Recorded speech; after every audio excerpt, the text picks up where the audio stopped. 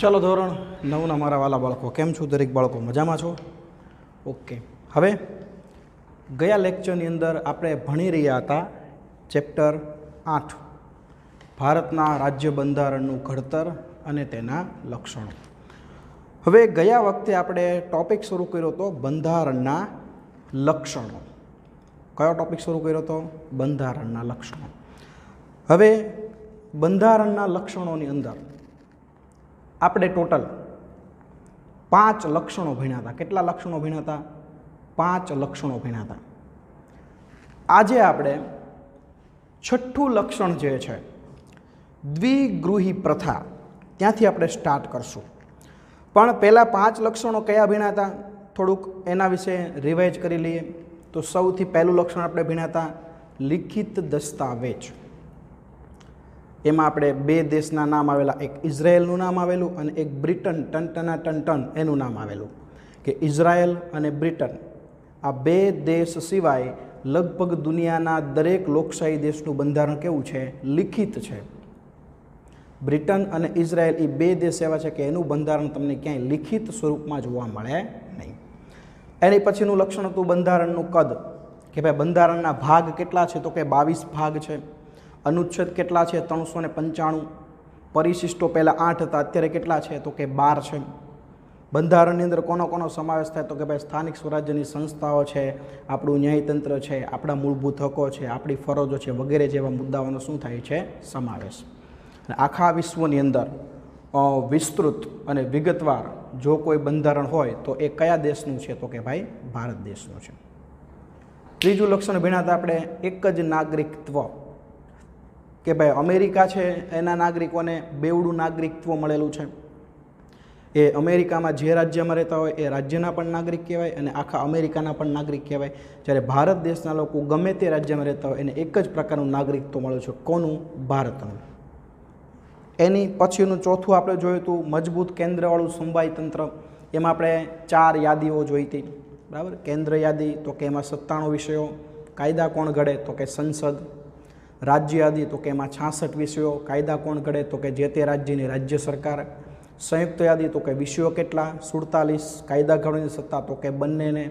એમાં ચડિયાતો કાયદો કોનો? તો કે કેન્દ્ર સરકાર. અને છેલ્લે શેષ સત્તા, એમાં વિષય આપેલા નહોતા. એમાં કાયદા ઘડવાની સત્તા કોને છે? તો કે સંસદના છે. અને એની પછી 5મું લક્ષણ આપણે ભણ્યા હતા કટોકટીની સત્તાઓ. કે ભાઈ આપણા દેશમાં કોઈ મુશ્કેલીજનક પરિસ્થિતિ આવે તેને કટોકટીની પરિસ્થિતિ તરીકે આપણે ઓળખીએ છીએ. હવે આપણા દેશમાં એવી કટોકટીની જાહેરાત કેટલા પ્રકારે થઈ શકે? તો કે 3 પ્રકાર છે કટોકટીના, બરાબર. કટોકટીનો પ્રકાર નંબર 1 રાષ્ટ્રીય કટોકટી. કટોકટી બીજી, જ્યારે પણ આપણા દેશમાં યુદ્ધ કે આક્રમણ થાય ત્યારે રાષ્ટ્રીય કટોકટી જાહેર કરવામાં આવે.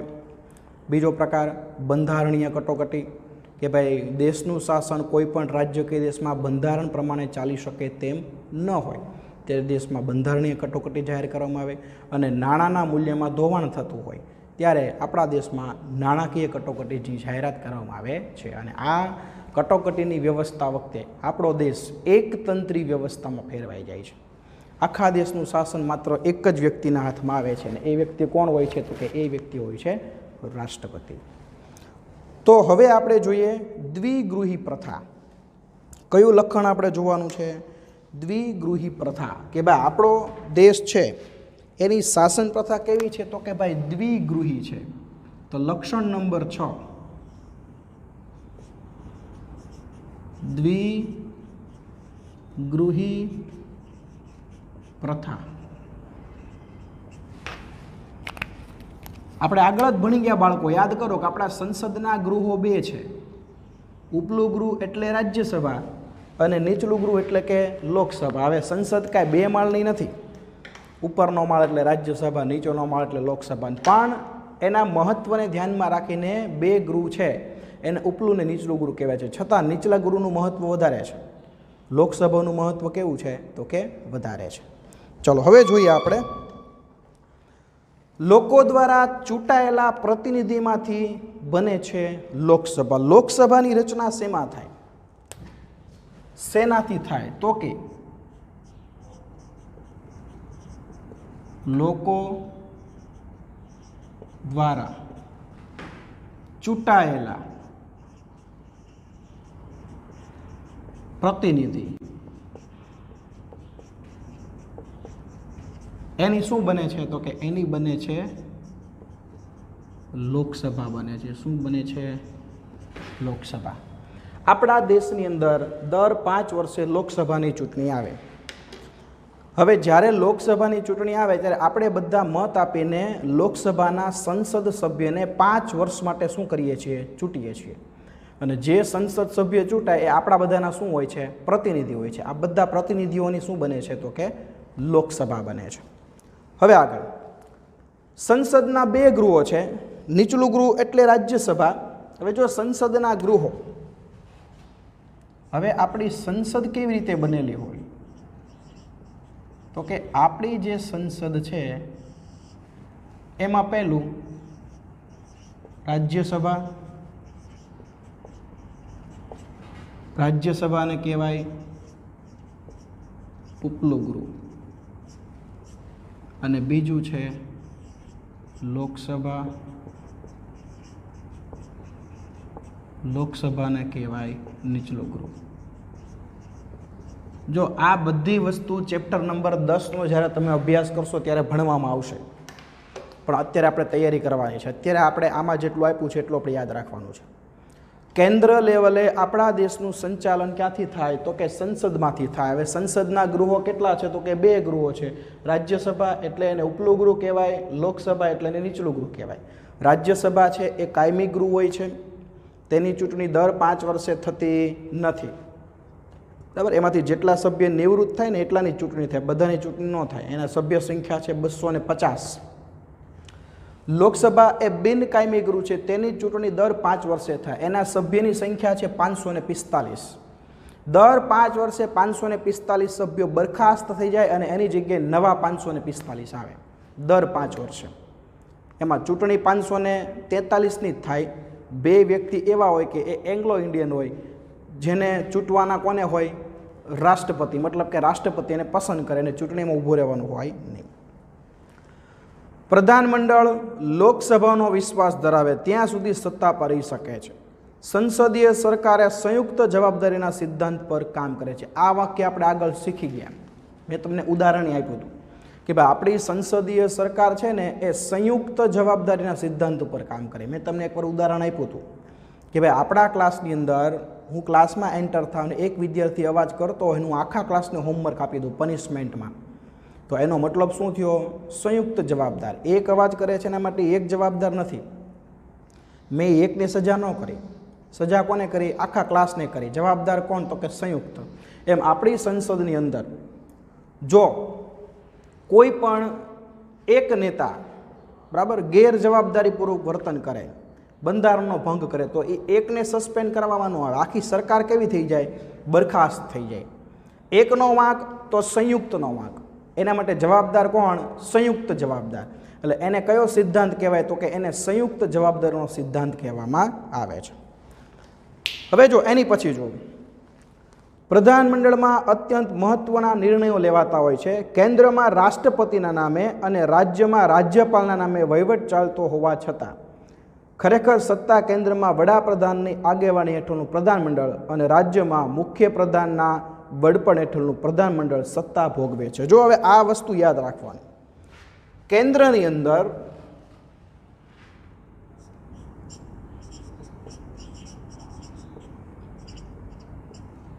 ખરેખર સર્વોચ્ચ કોણ હોય? તો કે રાષ્ટ્રપતિ હોય. બરાબર? અને રાજ્યની અંદર સર્વોચ્ચ કોણ હોય? તો કે ભાઈ રાજ્યપાલ હોય. બરાબર?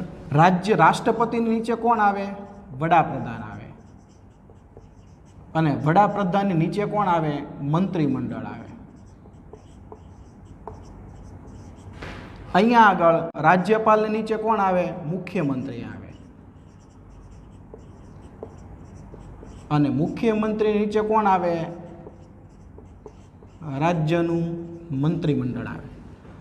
હવે જો ખરેખર આપણા બંધારણની અંદર સર્વોચ્ચ બધી સત્તા રાષ્ટ્રપતિને આપેલી છે. સર્વોચ્ચ સત્તા, બધી સત્તા કોને આપેલી છે? રાષ્ટ્રપતિને આપેલી છે. આપણા આખા રાષ્ટ્રના એ સર્વોચ્ચ વડા કહેવાય. છતાં એ બધી સત્તા પોતે ભોગવતા નથી. એણે બધી સત્તા આપી દીધી કોને? વડાપ્રધાન. એટલે આખો દેશનું સંચાલન કોણ કરે છે? વડાપ્રધાન કરે છે. સત્તા કોણ ભોગવે છે? વડાપ્રધાન ભોગવે છે. બરાબર. એ જ રીતે રાજ્યની અંદર રાજ્યપાલ જે છે એ સર્વોચ્ચ ગણાય. રાજ્યની અંદર રાજ્યપાલ કેવા ગણાય? સર્વોચ્ચ ગણાય. બધી સત્તા મળેલી છે કોને? રાજ્યપાલને મળેલી છે. છતાં આપણા દેશની અંદર રાજ્યની અંદર રાજ્યપાલ કોઈ સત્તા ભોગવતા નથી. એણે બધી સત્તા આપી દીધી કોને? તો કે ભાઈ મુખ્યમંત્રીને આપી દીધી. બરાબર. અહીંયા આગળ વડાપ્રધાન અને એનું મંત્રીમંડળ, અહીંયા આગળ મુખ્યમંત્રી અને તેનું મંત્રીમંડળ એ શું ભોગવે છે? સત્તા ભોગવે છે. બરાબર. એવું આપણને અહીંયા કહેવા માગે છે. હવે જો એની પછી શું કીધું છે, તો એની પછીની વાત આપણે આગળ જોઈએ. તો એની પછી કીધું છે કે હવે જો આગળ કે રાજ્યનું પ્રધાનમંડળ રાજ્યની વિધાનસભાને જવાબદાર છે. લોકસભા એ કાયમી ગૃહ નથી. તેની મુદત 5 વર્ષની છે. રાજ્યસભાના સભ્યો રાજ્યની વિધાનસભામાં ચૂંટાઈ આવેલા ધારાસભ્ય ચૂંટે છે. તેઓ જે તે રાજ્યનું શું કરે છે? પ્રતિનિધિત્વ. હવે જો અહીંયા શું કીધું છે કે ભાઈ રાજ્યનું પ્રધાનમંડળ હોય ને એ રાજ્યની વિધાનસભાને જવાબદાર. જેમ અહીંયા આગળ આપણે તમે જો લોકસભા જે છે, બરાબર, સંસદ કોને જવાબદાર છે? તો કે લોકસભાને. એમ રાજ્યનું પ્રધાનમંડળ હોય એ કોને જવાબદાર હોય? તો કે જે તે રાજ્ય સરકારને જવાબદાર હોય. કોને જવાબદાર હોય? રાજ્ય સરકારને. હવે આપણને આના વિશે સમજાયું છે જે આપણે હમણાં સમજી ગયા. બરાબર. એટલે આપણે ફરીવાર અહીંયા જોઈએ કે ભાઈ એક બાજુ છે લોકસભા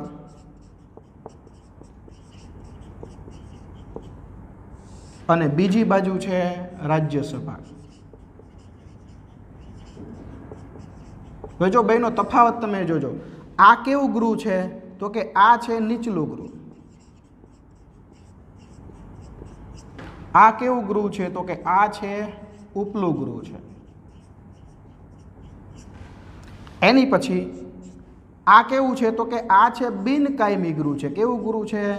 બિનકાયમી ગૃહ છે. ત્યારે આ ગૃહ કેવું છે? કાયમી ગૃહ છે. આની ચૂંટણી કેવી થાય? પ્રત્યક્ષ. અને આની ચૂંટણી કેવી થાય? પરોક્ષ.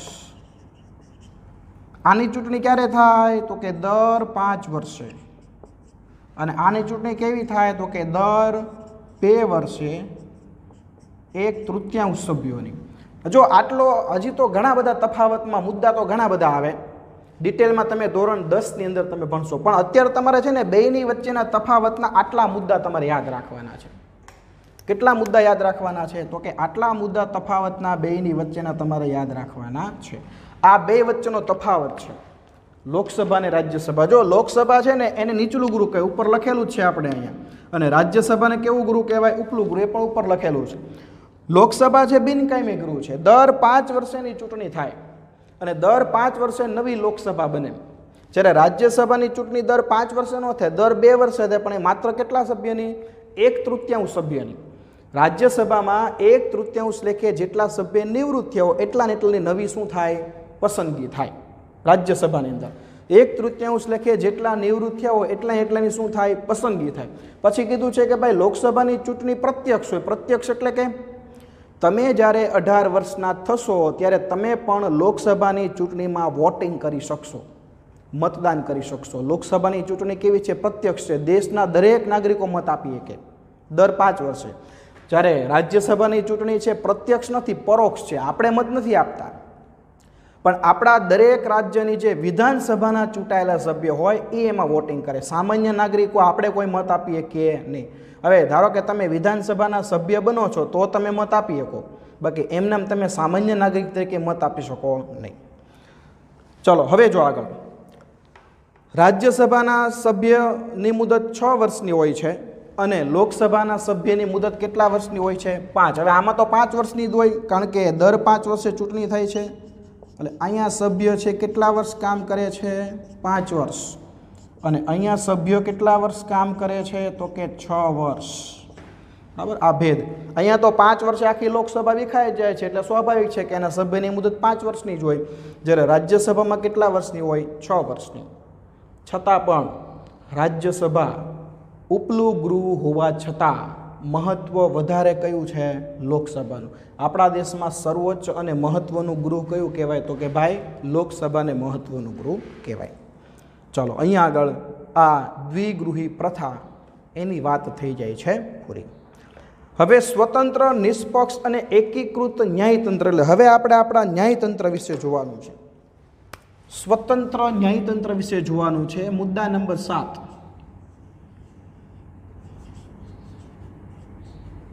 સ્વતંત્ર ન્યાયતંત્ર. હવે જો અહીંયા શું કીધું છે કે આપણા ભારતનું ન્યાયતંત્ર છે એ સ્વતંત્ર છે,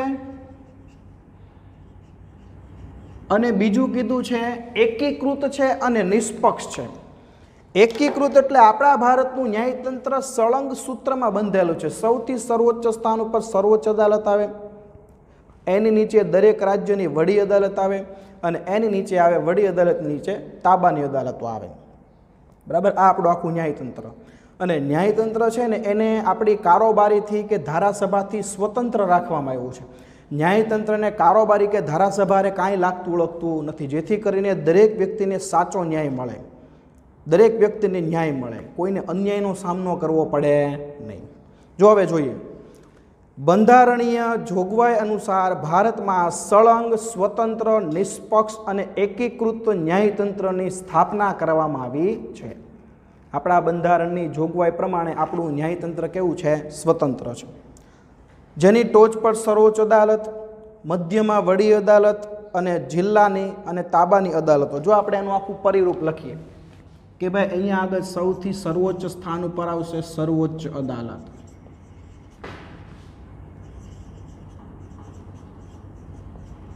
સર્વોચ્ચ અદાલતની નીચે આવશે વડી અદાલત. વડી અદાલતની નીચે આવશે તાબાની અદાલતો. હવે તાબાની અદાલતોની અંદર જિલ્લા તાલુકાની અદાલતો, એ સિવાયની જેટલી અદાલતો છે, ફાસ્ટ ટ્રેક કોર્ટ ને પોટા અદાલતની બધી આવે, અલગ અલગ પ્રકારની ટ્રિબ્યુનલો, એ બધાનો સમાવેશ તાબાની અદાલતોની અંદર થાય છે.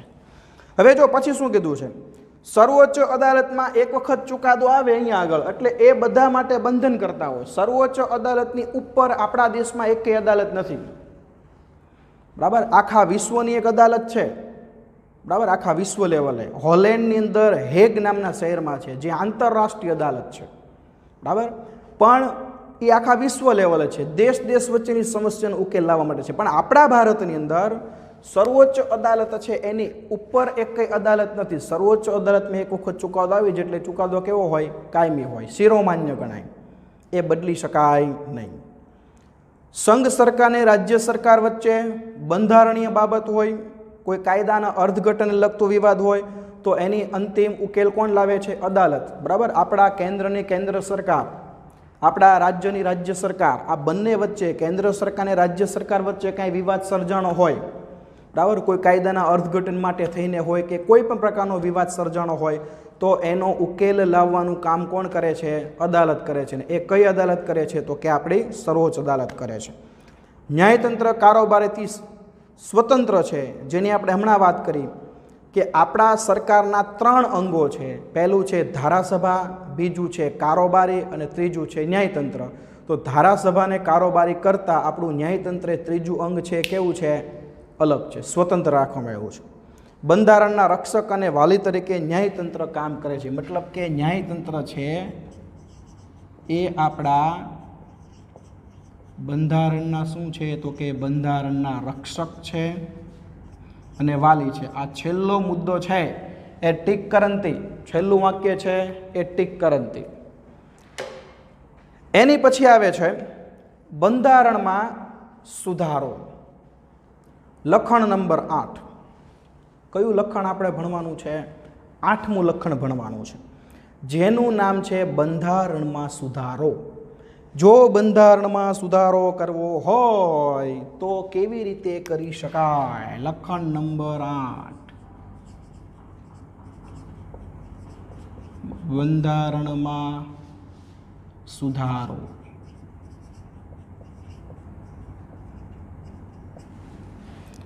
આને બીજા શબ્દમાં એવું પણ કહેવાય કે બંધારણમાં સુધારાની જોગવાઈઓ, તમને પ્રશ્ન આવો પૂછાય, બંધારણમાં સુધારાની જોગવાઈઓ સપષ્ટ કરો. એક આ આઈએમપી છે, આઈએમ પોતે કપડાં ધોતે, એક આવડું આ, અને બીજું એક આ આઈએમપી છે, આઈએમ પોતે કપડાં ધોતે. બે યાદ રાખવાનું છે. બંધારણમાં જો સુધારો કરવો હોય તો એમાં કેવી રીતે સુધારો કરવો જોઈએ, સુધારા માટેની જોગવાઈઓ કઈ કઈ છે એ જોગવાઈ આપણે અહીંયા ભણવાની છે. જો જ્યારે આપણું બંધારણ ઘડાયું ત્યારે આપણા બંધારણના ઘડવૈયાઓ છે ને એ દીર્ઘદ્રષ્ટિવાળા હતા. દીર્ઘદ્રષ્ટિ એટલે લાંબા સમયનું વિચારવાવાળા હતા. એને ખબર હતી કે ભવિષ્યમાં લોકોના વિચારોમાં પરિવર્તન આવશે, લોકોની માનસિકતા બદલાશે, બરાબર, દેશનો વિકાસ થશે, દેશની પરિસ્થિતિ બદલાશે. આ બધામાં ફેરફાર થાય, લોકોની ઉચ્ચ ભાવનાઓ, લોકોની અપેક્ષાઓ બદલાશે. એટલે આ બધામાં ફેરફાર થાય એટલે બંધારણમાં ફેરફાર કરવો પડશે, બંધારણમાં પણ સુધારો ભવિષ્યમાં કરવો પડશે. પણ જો આપણે સુધારાના નિયમો બનાવી જ નાખીએ અને નક્કી કર્યું કે જો આપણે સુધારા માટેના નિયમો બનાવીને બંધારણમાં નહીં મૂકીએ તો લોકો આડેધડ સુધારા કરશે. દરેક પ્રકારના રાજકીય નેતાઓ છે પોતાનો સ્વાર્થ સાધવા માટે પોતાને અનુકૂળ હોય ને એવો સુધારો કરે પોતાની જ્યારે સત્તા આવે ત્યારે. દાખલા તરીકે નરેન્દ્રભાઈ મોદી છે, વડાપ્રધાન છે, તો પોતાને અનુકૂળ એવો સુધારો કરી નાખે ને ખરડો પાસ કરી નાખે પોતાની સરકારમાં. આવું ન થાય. આપણા બંધારણનું માળખું છે એ એવું ને એવું રહે. જો માળખામાં સુધારા ન થાય એ પાછી એક શરત છે. બંધારણનું મૂળ માળખું ક્યારેય બદલાય નહીં, એની અંદર સુધારા થાય. બંધારણના મૂળ માળખામાં ક્યારેય સુધારા કરી શકાય નહીં, આ પણ સ્પષ્ટ છે. એટલે આપણા બંધારણના ઘડવૈયાએ કોઈ આડેધડ સુધારો ન કરે, નીતિ નિયમ વગર સુધારો ન કરે, એટલે એને સુધારા કરવા માટેના સ્પેશિયલ અમુક નિયમો બનાવેલા છે જેને સુધારાની જોગવાઈ કહેવાય. શું કહેવાય? બંધારણમાં સુધારાની જોગવાઈ તરીકે ઓળખવામાં આવે છે. તો હવે એ સુધારાની જોગવાઈની કેટલી કલમમાં વહેંચવામાં આવેલી છે? 3. હવે કલમ નંબર 1 કે જો બંધારણમાં સુધારો કરવો હોય તો પહેલું કે અમુક જોગવાઈમાં સંસદના હાજર અને મત આપતા સભ્યોની સાદી બહુમતીથી, મતલબ કે અમુક સુધારામાં, અમુક જોગવાઈમાં એવું લખશું આપણે અહીંયા,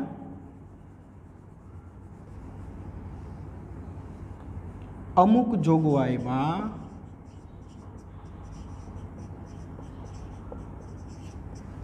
સંસદ સભ્યોની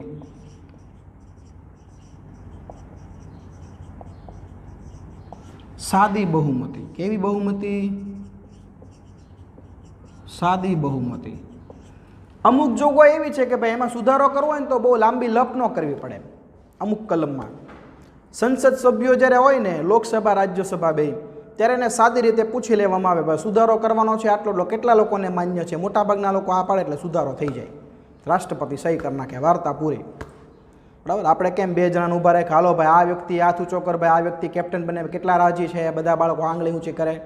પછી બીજા વ્યક્તિનું નામ લઈને પૂછો, હાલો આ વ્યક્તિ કેપ્ટન બને, કેટલા લોકો રાજી છે? પાછા બધા આંગળી ઊંચી કરે. જેમાં વધારે આંગળી ઊંચી થઈ હોય તો હાલો ભાઈ એવડો કેપ્ટન. કેમ? સાદી બહુમતી. ચૂંટણી ન કરી આપણે, સાદી રીતે ક્લાસમાં પૂછી લીધું બધા વ્યક્તિને આંગળી ઊંચી કરાવીને. એમ અમુક કલમ એવી છે કે જેમાં સુધારો કરવા માટે કોઈ માથાકૂટની જરૂર પડતી નથી, સાદી પદ્ધતિથી સુધારો થઈ જાય છે.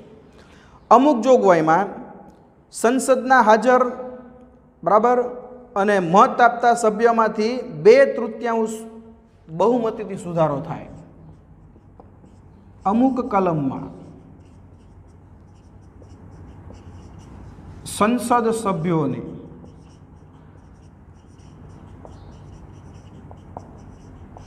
બે તૃતીયાંશ બહુમતીથી શું થાય? સુધારો થાય. બરાબર. અમુક કલમ એવી છે કે એમાં તમારે ચૂંટણી કરવી પડે, સાદી બહુમતી ન હાલે.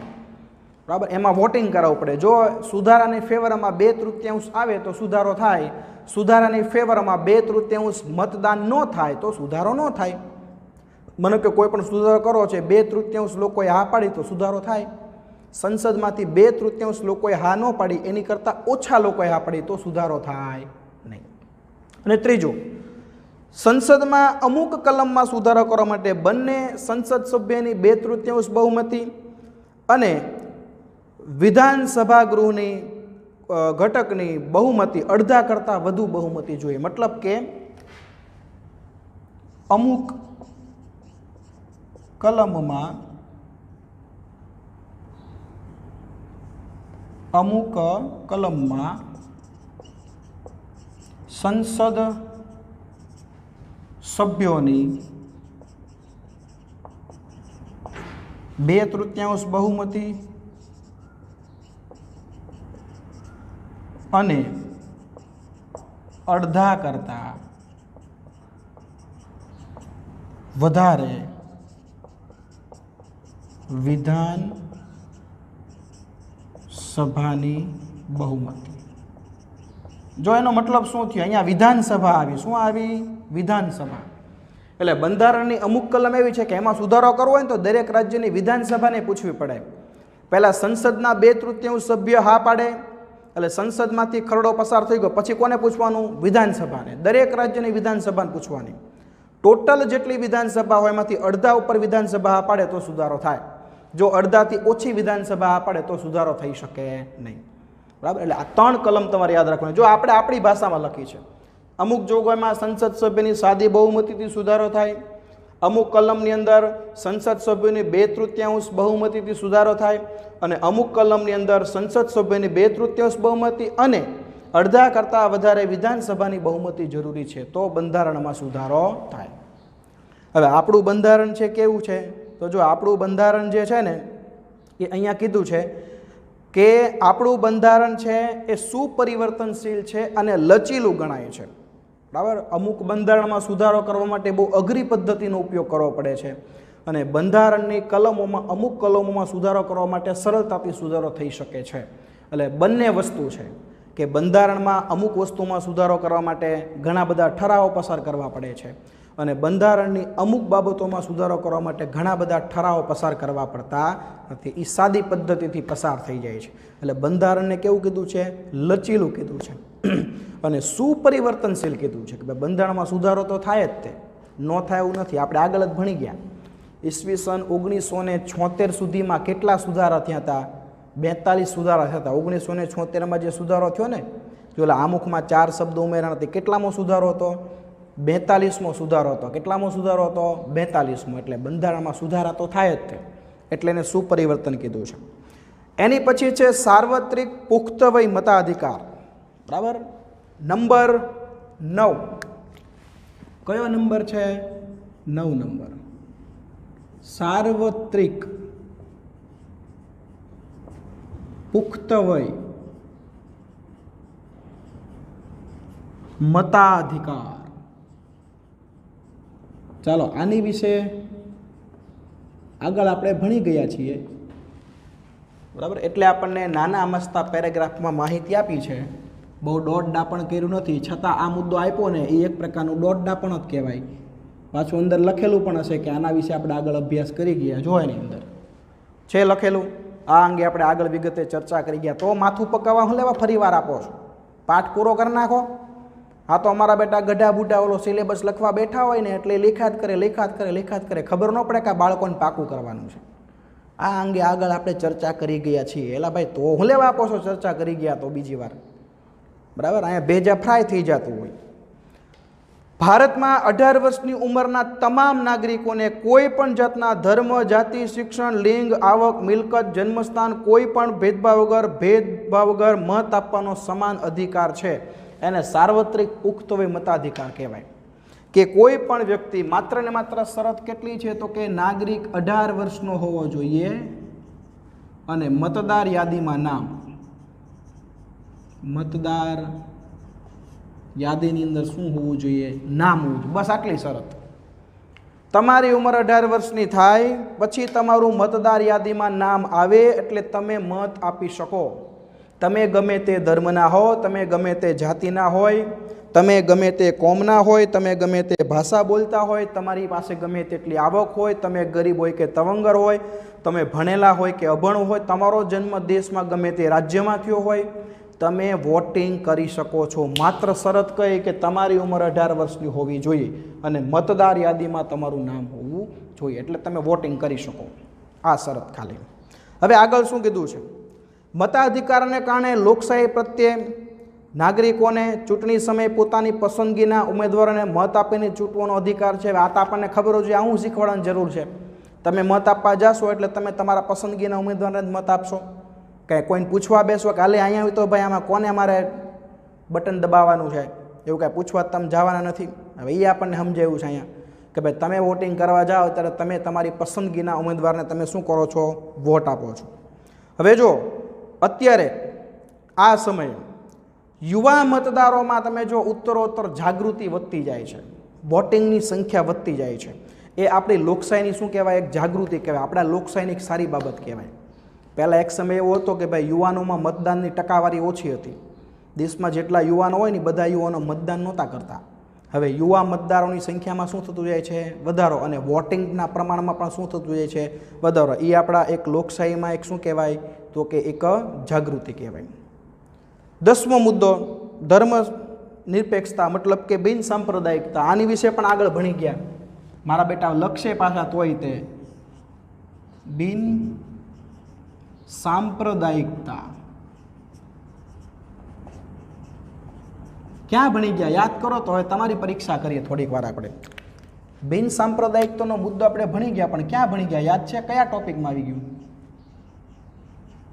બંધારણના આધાર સ્તંભો, અને એમાં ત્રીજો આધાર સ્તંભ આવી ગયું બિન સાંપ્રદાયિકતા. બરાબર. હવે જો આમાં માત્ર ને માત્ર તમારે સમજવાનું એટલું છે કે ભાઈ બિન સાંપ્રદાયિકતા એટલે શું, કે આપણા ભારત દેશમાં ધર્મની દ્રષ્ટિએ સમભાવ, દરેક ધર્મ તરફ આપણો ભાવ કેવો છે, સમાન છે. કોઈ પણ ધર્મ પ્રત્યે આપણે પક્ષપાત કે ભેદભાવ રાખતા નથી. આપણી સરકારે ભારત દેશના તમામ નાગરિકોને કોઈ પણ પ્રકારનો ધર્મ પાળવાની શું આપી છે, છુટ્ટી છે.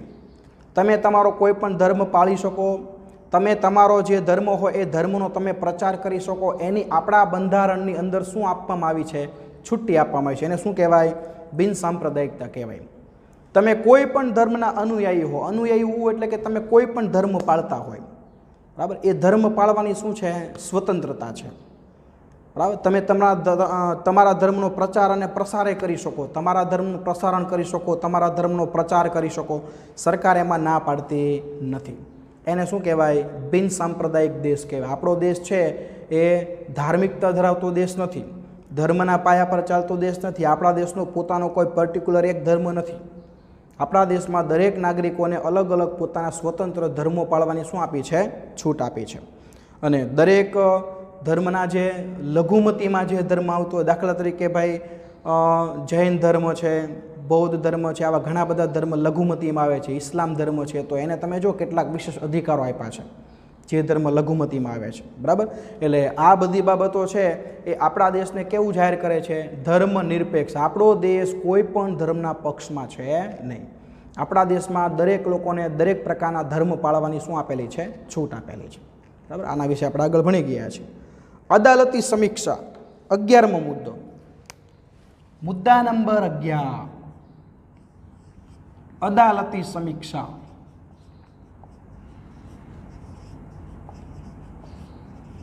સમીક્ષાનો મતલબ છે ને વિશ્લેષણ કરવું એવો થાય.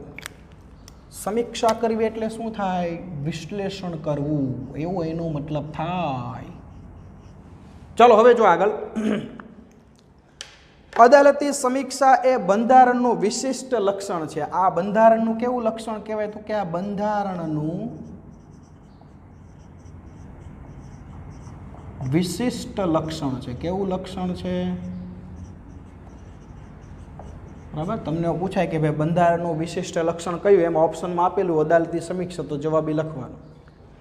સંઘ અને રાજ્યો પોતાના કાર્યક્ષેત્રમાં રહીને જ કામ કે વહીવટ કરે છે તે જોવાનું કામ અદાલતનું છે. જો આપણી કેન્દ્ર સરકાર અને આપણી રાજ્ય સરકાર, આપણા કેન્દ્ર સરકારને ઘણી બધી સત્તા આપેલી છે અને આપણા રાજ્યની દરેક રાજ્યની રાજ્ય સરકારને ઘણી બધી સત્તા આપેલી છે. તો કેન્દ્ર સરકાર અને રાજ્ય સરકાર પોતાના મર્યાદામાં રહીને, પોતાના કાર્યક્ષેત્રમાં રહીને કામ કરે છે કે કેમ, બરાબર, એ જોવાની સત્તા કોની છે, અદાલતની છે.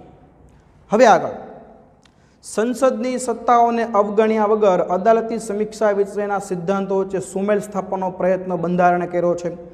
સંસદ કે ધારાસભાએ ઘડેલા કાયદાઓ, બહાર પાડેલા આદેશો, વટહુકમો, અદાલતી ચુકાદાઓ, બંધારણીય સુધારાઓ, એની સમીક્ષા કરવાની અદાલતને સત્તા આપી છે. જો આપણા સંસદે કોઈ પણ કાયદા બનાવેલા હોય, કોઈ પણ વટહુકમ જાહેર કર્યા હોય, હવે વટહુકમ કોને કહેવાય એની ચર્ચા આપણે અહીંયા કરશું નહીં, 10મા પાઠમાં કરશું.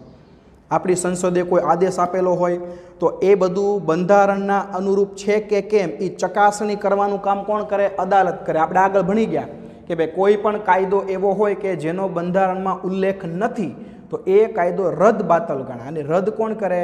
અદાલત કરે. એ કાયદો કેવો ગણાય? રદ બાતલ ગણાય. અને એ કાયદાને રદ કોણ કરે? અદાલત રદ કરે. ચલો હવે આગળ કે કોઈ પણ બંધારણનો સુધારો કરેલો હોય, કાયદામાં સુધારો કર્યો હોય, જો બંધારણ સાથે સુસંગત ન હોય તો અદાલત એને શું કરે છે? રદ કરે છે. કોઈ પણ નવો કાયદો બન્યો, કાયદામાં સુધારો કર્યો, એ બંધારણ સાથે સુસંગત નથી, એનો ઉલ્લેખ બંધારણમાં નથી, તો આપણી અદાલત કાયદો હોય કે સુધારો હોય કે જે એને શું કરે છે? રદ કરે છે. એની પછી 12મો મુદ્દો છે મૂળભૂત હક અને ફરજો.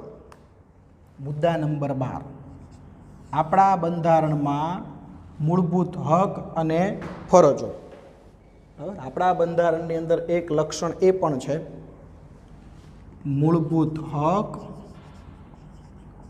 અને ફરજો. હવે આનો મિનિંગ શું થાય? તો એનો મિનિંગ થાય. એનો મિનિંગ શું થાય? તો કે એનો મિનિંગ થાય. જો ભારતના લોકો એક સ્વતંત્ર નાગરિક તરીકે એક ગૌરવપૂર્ણ જીવન જીવી શકે. આપણા બંધારણમાં મૂળભૂત હક અને ફરજ શા માટે આપવામાં આવ્યા છે? તો કે આપણે એક ગૌરવપૂર્ણ જીવન જીવી શકીએ. કેવું? તો કે સ્વતંત્ર અને ગૌરવપૂર્ણ જીવન આપણે જીવી શકીએ, સારામાં સારું જીવન જીવી શકીએ. એટલા માટે આપણને બંધારણમાં મૂળભૂત હક આપેલા છે. આની પછીના ચેપ્ટરમાં આવશે, 9મા ચેપ્ટરમાં. ટોટલ આપણને કેટલા હક આપેલા છે? 6. ફરજો કેટલી આપેલી છે? 11. એ 6 હક અને 11 ફરજોનો અભ્યાસ આપણે આની પછીના ચેપ્ટરમાં કરશું. આપણે અત્યારેનો અભ્યાસ કરતા નથી. રાષ્ટ્રનો સર્વાંગી વિકાસ થાય, બરાબર, આપણને સ્વતંત્રતા મળે, એટલા માટે આ મૂળભૂત હક અને ફરજ એ આપણી મહામૂલી શું છે? મૂડી છે. જે દેશ લોકશાહી હોય એની મહામૂલી મૂડી એટલે કઈ? તો કે નાગરિકોના હક અને ફરજો. લોકશાહી દેશની ઓળખ જ એ છે. જે દેશમાં નાગરિકોને હક અને ફરજ આપવામાં આવ્યા હોય તો સમજવાનું કે દેશ કેવો છે? તો કે લોકશાહી છે. લોકશાહી દેશની શું છે? ઓળખ છે. બરાબર. હવે જો બંધારણીય ઇલાજના હકમાં એવું પણ કીધું છે કે ભાઈ 14 વર્ષ સુધી ફરજિયાત બાળકને શેનો અધિકાર છે? શિક્ષણનો અધિકાર. આ 9મા પાઠમાં આવશે. બરાબર, કે ભાઈ 14 વર્ષ સુધી માત્ર ને માત્ર બાળકને ભણવાનું, કોઈ પણ આર્થિક એટલે કે પૈસા કમાવાની પ્રવૃત્તિ કરવાની નહીં, એવું પણ આપણા હકમાં કીધું છે. એ આપણે આગળ ભણશું ત્યારે આવશે. એની પછી કીધું છે રાજનીતિના માર્ગદર્શક સિદ્ધાંતો. મુદ્દા નંબર 13, જેને ટૂંકમાં કહેવાય રાજનીતિના સિદ્ધાંતો. હવે જો રાજનીતિના સિદ્ધાંતો એટલે શું? તો કે રાજનીતિના સિદ્ધાંતો એટલે રાજનીતિના સિદ્ધાંતો. જો આની અંદર કે લોકોનું રક્ષણ થાય, સલામતી સાથે લોકોનું કલ્યાણ થાય, એટલે સિદ્ધાંતો શું કામ આપવામાં આવ્યા છે? તો લોકોના રક્ષણ માટે, લોકોની સલામતી માટે અને લોકોના કલ્યાણ માટે. લોકોનું રક્ષણ થાય, લોકો સલામત રહી શકે, લોકોનું કલ્યાણ થાય. એટલા માટે આપણી સરકાર જે નીતિ ઘડે છે એ નીતિમાં માર્ગદર્શન આપવા માટે આ સિદ્ધાંતોની રચના કરવામાં આવી છે, બંધારણમાં મૂકવામાં આવ્યા છે. એટલે એને આપવામાં આવ્યું નામ રાજનીતિના માર્ગદર્શક સિદ્ધાંતો. આપણી સરકાર જે નીતિ ઘડે છે એ નીતિમાં માર્ગદર્શન આપવા માટે સિદ્ધાંત આપ્યા છે, એટલે એનું નામ શું આપ્યું? રાજનીતિના માર્ગદર્શક સિદ્ધાંતો. અને છેલ્લે છે પછાત વર્ગ અને આદિજાતિ માટેની જોગવાઈ. 14મું લક્ષણ, પછાત એન્ડ આદિજાતિ, એના માટેની શું છે? તો કે જોગવાઈ.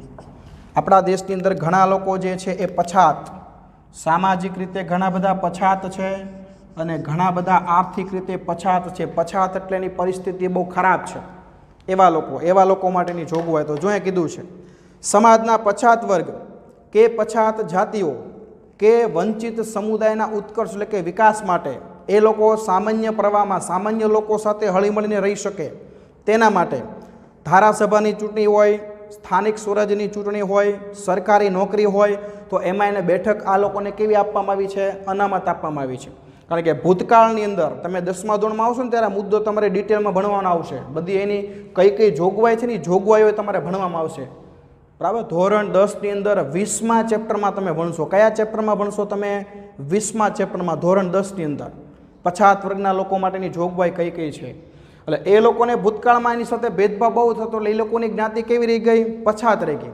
તો હવે એ લોકો સાથે ભેદભાવ ન થાય, તો એ ભેદભાવને નિવારવા માટે કેટલીક જોગવાઈ આપવામાં આવી છે, અને શિક્ષણમાં ઘણી બધી છૂટછાટ આપવામાં આવી, બરાબર. અને સરકારી નોકરીમાં એના માટે બેઠકો અનામત રાખવામાં આવી, ચૂંટણીમાં બેઠકો અનામત રાખવામાં આવી, પછી ઘણી જગ્યાએ પ્રવેશ માટે ફી ભરવાની હોય તો એની ફીમાંથી મુક્તિ આપવામાં આવી, વય મર્યાદામાં મુક્તિ આપવામાં આવી, પછી પછાત જાતિના આદિવાસી જાતિના બાળકોને શિષ્યવૃત્તિ આપવામાં આવે, એવી ઘણી બધી એને ટૂંકમાં લાભ આપવામાં આવે છે. આ જે ભેદભાવ કરવામાં આવે છે તે ભેદભાવ ખરેખર ભેદભાવ નથી, પણ એને હકારાત્મક ભેદભાવ કહેવાય, બરાબર. એમાં કાંઈ આપણા સમાનતાના હકનો ભંગ ગણાય નહીં.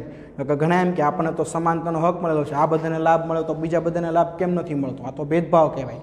પણ આ ભેદભાવ છે ને એને સકારાત્મક ભેદભાવ કહેવાય, પોઝિટિવ ભેદભાવ કહેવાય, એને નકારાત્મક ભેદભાવ કહેવાય નહીં. તો અહીંયા આગળ આ તમારું 8મું ચેપ્ટર છે, એ 8મું ચેપ્ટર થઈ જાય છે સંપૂર્ણપણે પૂર્ણ. નેક્સ્ટ લેક્ચરમાં કંઈક નવા ચેપ્ટર સાથે આપણે મળશું. અહીંયા આગળ તમારું 8મું ચેપ્ટર પૂરું. 8મા ચેપ્ટરમાં આપણે દ્વિગૃહી પ્રથા 6ઠ્ઠા લક્ષણથી આપણે ભણવાનું ચાલુ કર્યું હતું, અને છેલ્લે 14મું લક્ષણ પૂરું થયું ત્યારે આપણું 8મું ચેપ્ટર પૂરું થયું. આટલા લક્ષણો આપણે ભણ્યા હતા, બરાબર. આવતા લેક્ચરમાં નવા ચેપ્ટર સાથે પાછા મળશું. આજનું હોમવર્ક જે આપું એ હોમવર્ક તમારે નોટ કરવાનું છે. જેવો બોર્ડથી દૂર જાઓ એટલે તમારે બોર્ડનો સ્ક્રીનશોટ લઈ લેવાનો છે. સ્ક્રીનશોટમાં જે આપ્યું છે તારીખ લખવાની, સ્ક્રીનશોટમાં બોર્ડમાં જે લખેલું છે બધું બોર્ડ વર્ક કમ્પલસરી લખવાનું છે. બોર્ડ વર્ક લખાઈ જાય પછી એની નીચે તમારે હોમવર્ક લખવાનું છે, બરાબર. જે તારીખે લેક્ચર હોય એ તારીખ ઉપર લખવાની છે. આ રીતે તમારે વર્ક કરવાનું છે. આવતા લેક્ચરમાં નવા ચેપ્ટર સાથે મળશું. ત્યાં સુધી આવજો. જય હિન્દ, જય ભારત.